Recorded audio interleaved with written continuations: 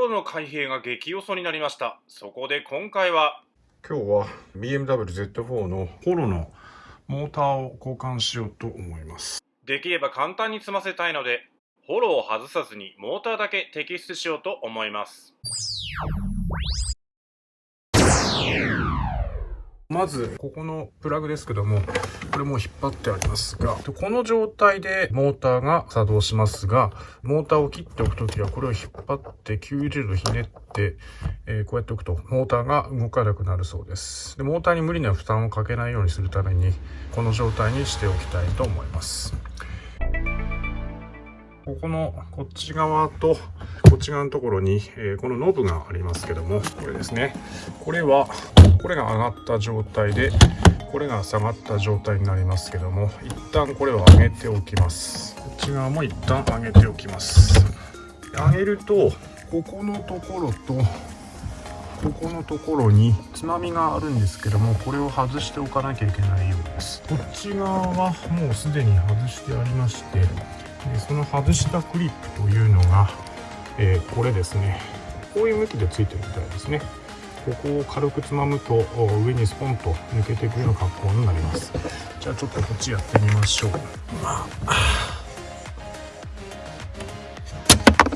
上に行っちゃいます。こっちもやります。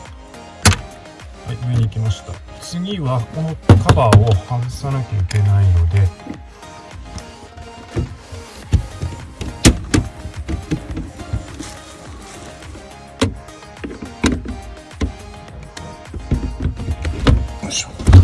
外れた。OK。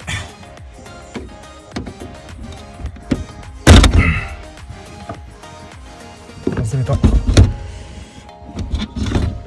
うするとカバーは取れたんだけど、ホロがつながってるんだよね。このトノカバーにホロがくっついてるんですよね。で、これが車体の上側にくっついてるので、このホロとトノカバーを分離しなきゃいけないんですね。これどうやらはまってるだけだったので、こういうふうに下をこうやってやってやると外れてくれました。外れました。なのでトノカバーが引き出せました。クリップは回収できました。カバーを引き出してみたらこんな感じになっていると。さっきホロがついてたのはここのとこですね。このような感じになってるんですね。ホロの端っこをはめていくだけだったりみたいです。一回も多分これ僕は洗ったことないと思うので汚いですね。後で洗っておきたいと思います。トノカバーを外すとトランクの中が丸みになってると、こっちが前方、そっちが後ろになるんですが、ここにこんな突起があります。で、この突起というのが多分ここにはまるんだろうと思います。ここのところにちっちゃなスイッチがあって、多分これがトノカバーが上になっているのか下になっているのかを判別するスイッチなんだろうと思います。ゴミが溜まってますけども、奥の方にモーターのポンプのカバーが見えますね。ここまで手突っ込まなきゃいけないってことですね。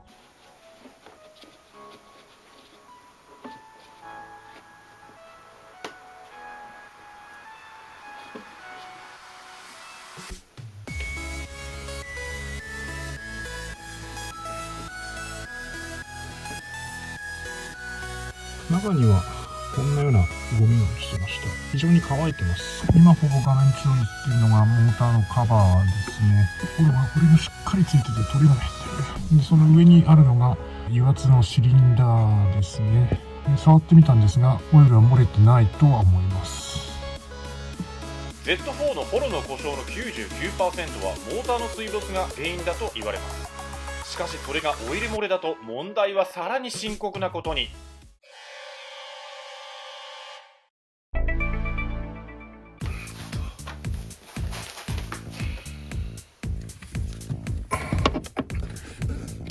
10ミリですね。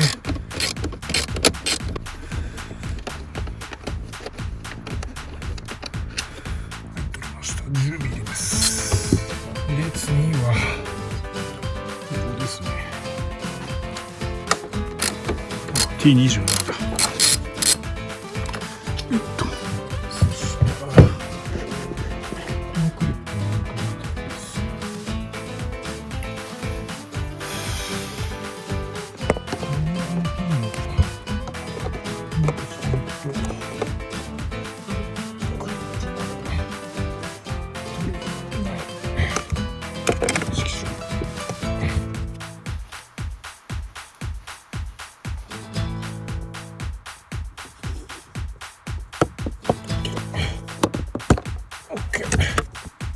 いうやつですね。でこの穴の中に、これが刺さってると。そしたらこの両側が広がって抜けなくなるタイプのクリップでした。これが抜けるはずなんだけど抜けてこないぞ。やっとこのカバーのフルタが取れました。これはここになってますね。こっちの方も丸い膨らみになってですね、ここにも丸いのがあって、これの間にこれが挟まってるんでね、抜けにくかったですね。これがリアのショップの一番上のところですね。ただここにカバーがついているので、これと見えますね。これが多分当直のことですね。なんか他の人が見てるときにもうここ破っちゃってるようなパターンが多いですね。私も今ちょっと引っ張って破っちゃいましたけど。ホルダーは外しましたが、やはりモーターカバーは外せませんでした。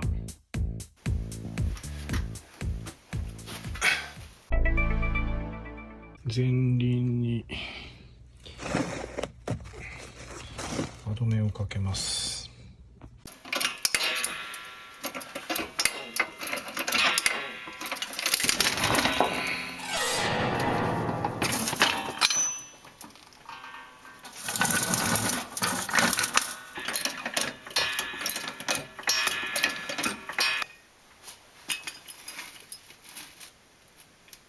はい、馬をかけました。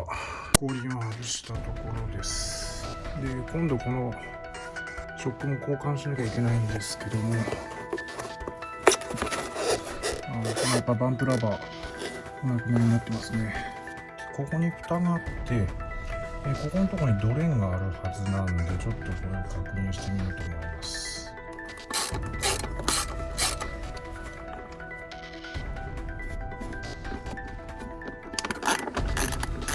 こっちは8ミリでした。ここは10ミリで、こっちの2つは8ミリです。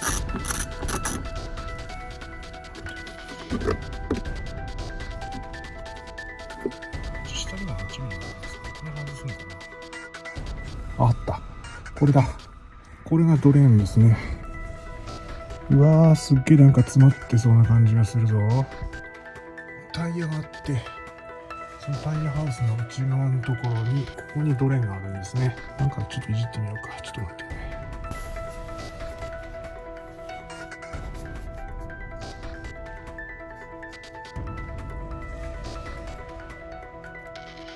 乾いてるな。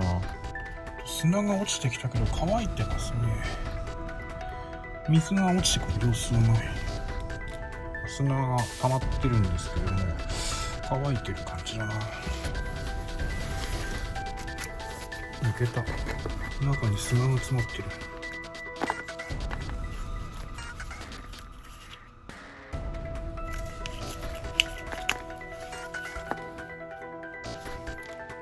この様子から見るとなんか水没してる感じがなさそうですな。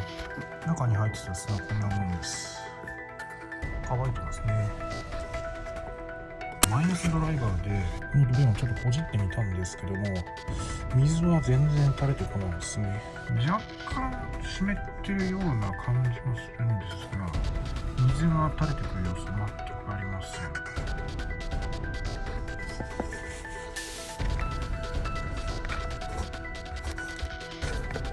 水はちょっと湿ってるしって感じですね。どうしてもトランクからモーターを出すことができなかったので仕方がありません。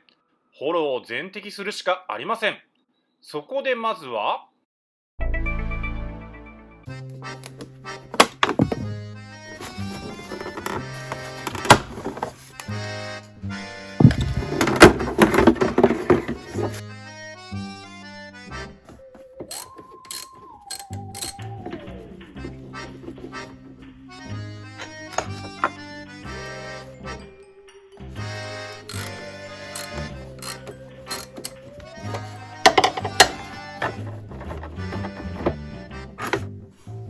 T30 ですね。で同じボルトみたいです。で次は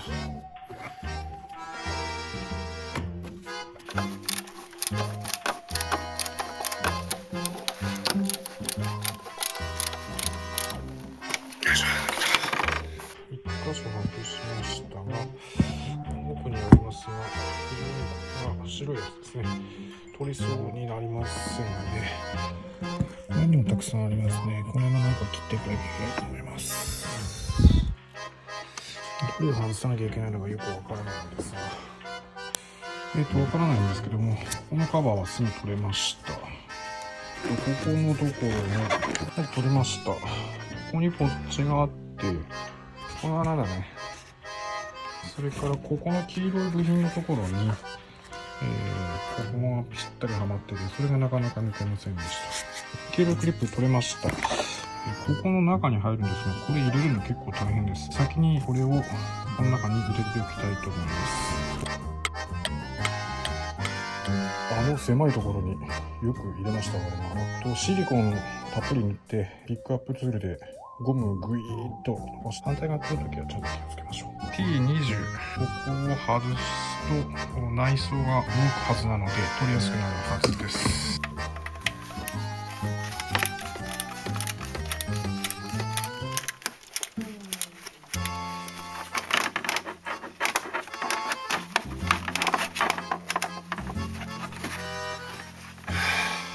白いカプラーは押さえて引き抜くタイプでした。黒いカプラーは両端やっぱつまんで外すタイプでした。カプラーは4つ外しました。これが最初に苦労したやつで、ここつまんで外すタイプ。それからその隣にあったのがこいつ。ここを押さえるとロックが外れるタイプ。こいつもこう押さえれば外れるタイプ。最後のこいつもここを押さえれば外れるタイプなんですが、全部この中にあるので、この内装を半分引っ張り出しながら外せな格好で非常に外しにくかったです。ご注意ください。カプラーの形状や数は年式でかなり違いがあるようです。現段階でわかんないんですけども、外さなきゃいけないのはこの3本みたいです。まずこの一番上のこのタイプのやつは、ここに白いケースがありますけども、これどうも ECU みたいなんですが、この端っこのところ、今ほぼ画面中央に映ってるあたりのここにつくようです。この白いハーネスがこの白いやつで、この青緑の線がつながっているのが、こっちの青緑の線がつながってるやつみたいです。それからこっちは茶色とかのケーブルがつながってますが、ここに、外したハーネスがありますけども、ここにつながるやつみたいです。これ多分外さなくてよかったと思うんですが、このままにしておいてほら外してみようと思います。運転席側ですね。ここですね、問題は。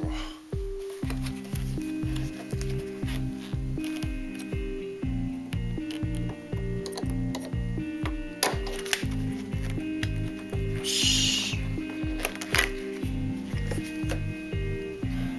これを取っちゃいけないんですね。これがここに噛んでるので、この隙間ですねに、この白い爪が噛んでますので、これを外して取った方がいいです。このゴムをめくって、これをめくって、このクリップを外すようにした方がいいみたいです。でこの辺はなんか車種によって、年式によって多少違いがあるようです。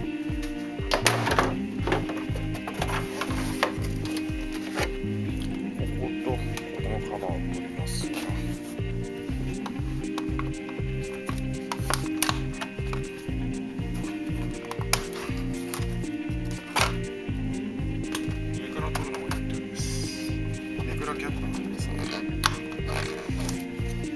T30 ですね。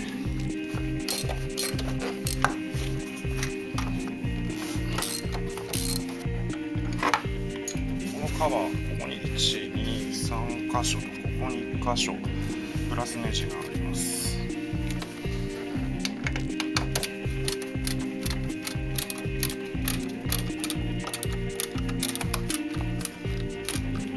ここにはあった。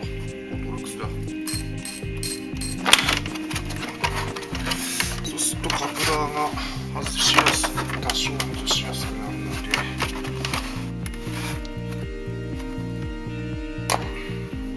ここにカプラーが2つあるのが見えるんですが、これが外れません。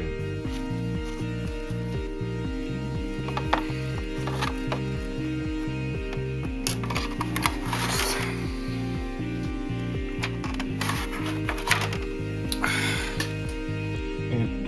がやっと外したというか破壊したというか、こことこれとかですね、この辺のカプラは外したんですが、この台座がくっついてたんですけども、これがどうしてもこの台座からこのカプラが外せなくてしょうがないので、これ真ん中で叩き割って外したような格好にしてます。このハーネス、こっちのシリンダーについてるこっち側なんですけども、こことこの2箇所とこの穴2つにつながっているので、これはきっと必要があるような感じがします。反対側も同じような感じですね。まだついたままなので、これ取っておきましょう。ここだな。ここのところと、ここですね。ここで多分つながってますね。この箇所を取っておきます。こっち側のこのカバー、支えを外していきます。ここに T30 かな、ここに 10mm かなと、中にもう1個あったはずです。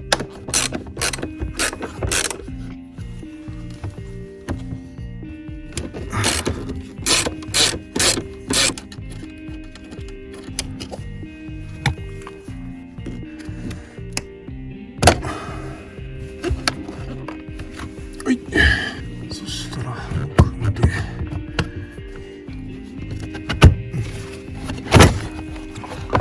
ここですね、この丸いのがここに乗っかってて、その上にさらにカバーがついているので、これが引き出しにくいです。引き上げての状態で抜くと抜けるものが抜けました。これ助手席側ですが、今この画面中央にあるクリップ、これがなんか難しいらしいんですけども、この1、2、3、4、反対側行って、5、6、7箇所か。7箇所の遠ミリかな、これを外さなきゃいけないみたいです。クリップ僕の方にありますけども、なんかどうやって外すのかよくわかんないんですが、これ抜きましょうか。もっと長いエクステンションしない。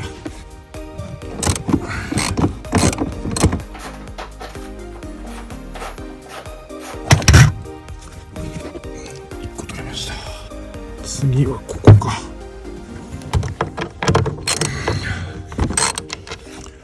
はい、取れました。ホロの後ろの方向で捨てる7本のボルト抜きました。10mm です。こっちはここですね。そこを固定してたボルトですけども、同じボルトですね。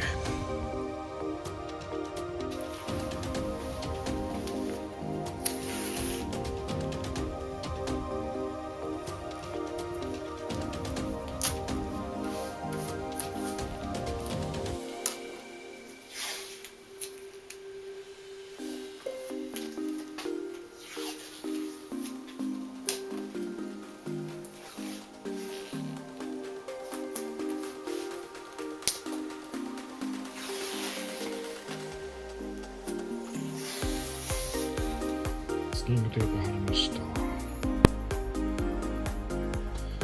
今ウェザーストリップを外してます。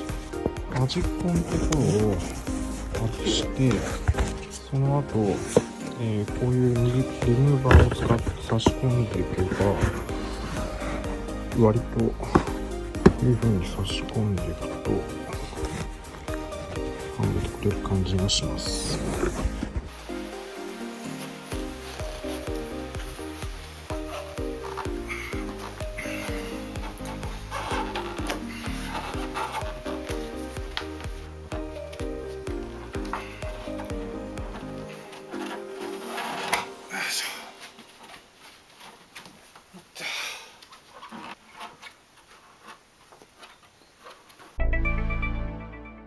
懸案のクリップなのですが、助手席側がどうにも外れません。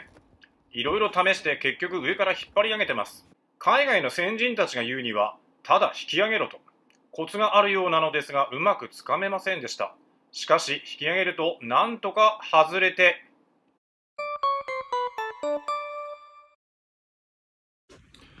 紆余曲折あってやっと取れました。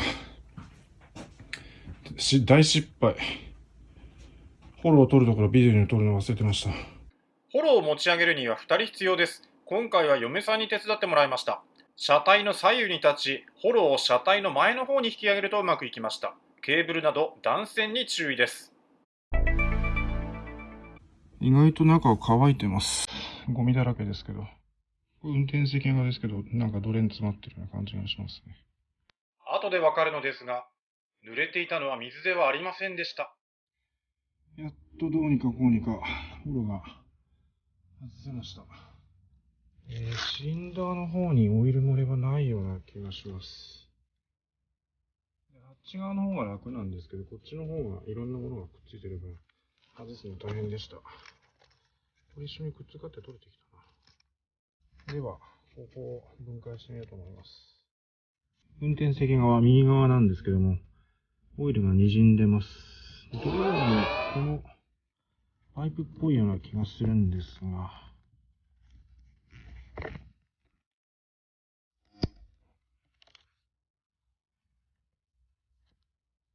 どうやらオイルはホースではなくてシリンダー上部から漏れているようでした。あ、そういえば、運転席側のドレンが濡れていました。あれはシリンダーから漏れたオイルだったのです。リアル OEM で部品番号を調べてみました。eBay でヒットしましたが、日本円で7万円。いくらなんでも高すぎる。これはどうしよう。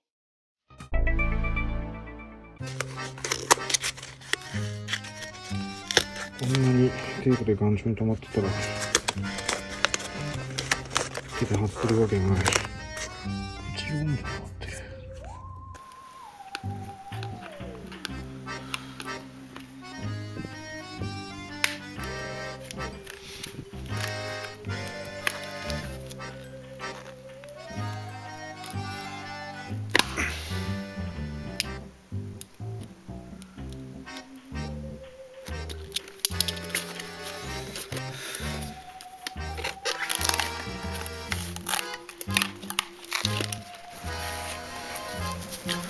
ブチルゴミでスモーリスポーツ選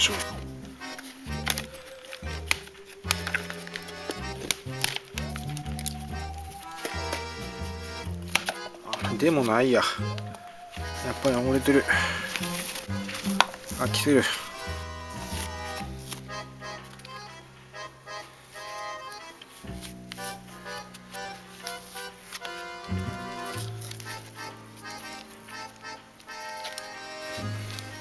ここにつながってるのがこれで、これがモーターの開閉の電源なんだね。ここに2つ、合計4つのオイルがあって、これが上げる方下げる方、もしくは下げる方上げる方なんだと思います。でこれがリザーバータンクですね。でここがモーターですね。モーターもうやばい、ダメですね。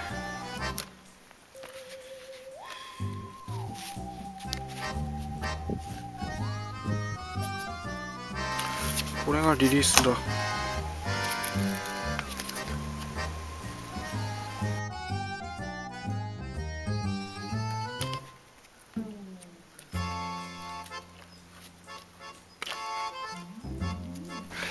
リザーバータンクにはほとんどもう入ってませんね。やっぱオイル漏れしたんでしょうね。4ミリのアレンっぽいですね。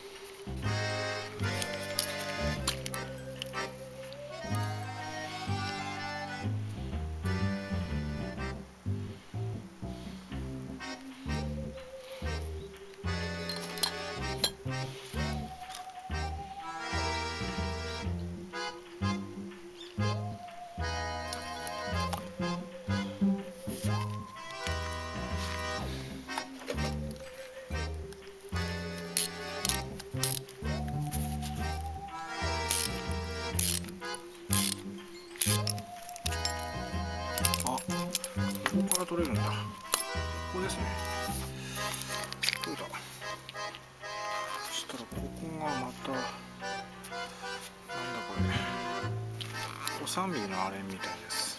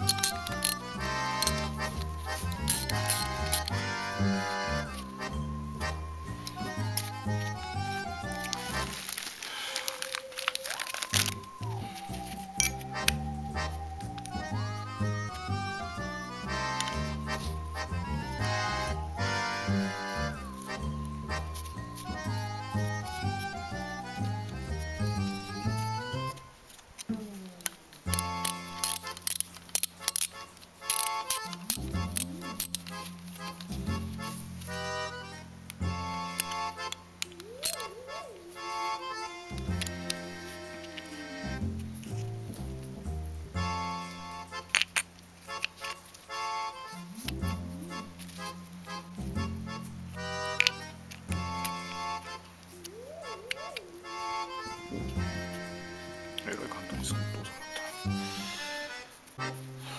そしたらどうなのかな。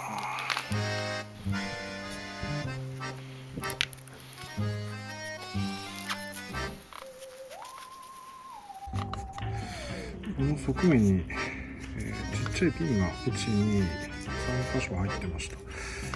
何のためのピンかわからないんですが、これ外れちゃって、もっと戻しとかなきゃいけないと思うんですけども、こんな感じにしておきました。とりあえずモーターは元通りにしましたが、オイルも補充してないし動作確認もしていません。というか、あのオイルの漏れたシリンダー、素人おじさんに直せるのか、それとも